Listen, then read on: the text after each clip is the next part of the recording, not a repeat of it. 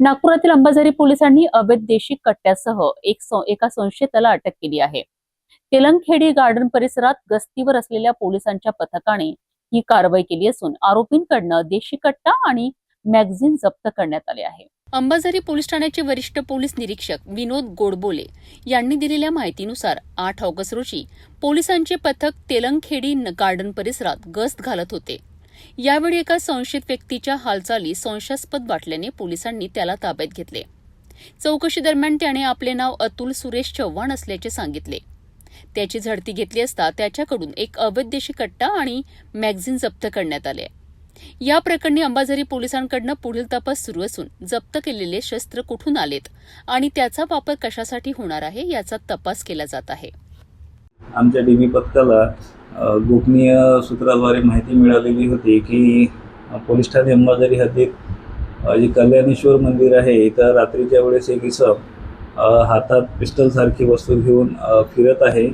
या माहितीची खात्री करण्याकरिता आमचा जो डीबी स्टाफ आहे हा परिसरामध्ये गस्त घालून सदर संशयित इसमाचा शोध घेत होता।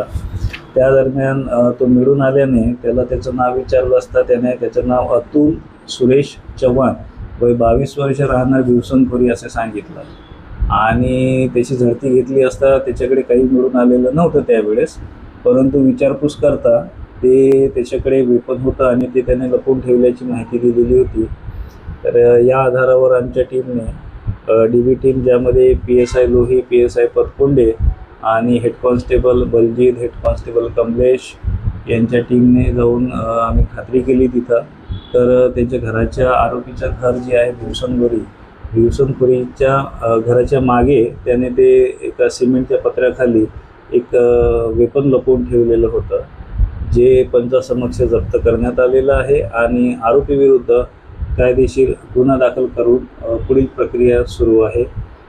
जो आरोपी आहे याच्यावर पोलीस ठाणे गिट्टी खदान येथे यापूर्वी 307 खुनाच्या प्रयत्नासारखे गंभीर गुन्हे दाखल आहे।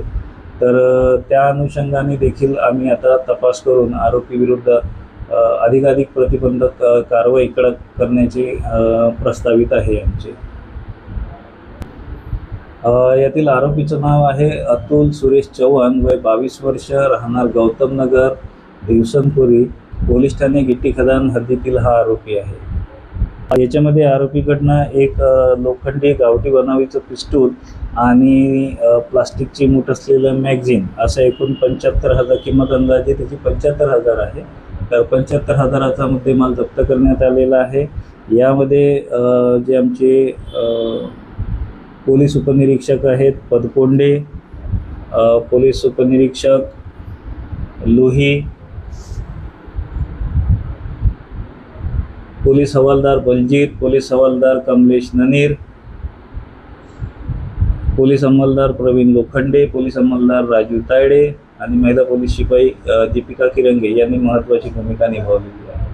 अवैध शस्त्र बाळगण्या प्रकरणी पोलिसांची कारवाई सुरू असून या प्रकरणातील पुढील तपासातून आणखी माहिती समोर येण्याची शक्यता आहे।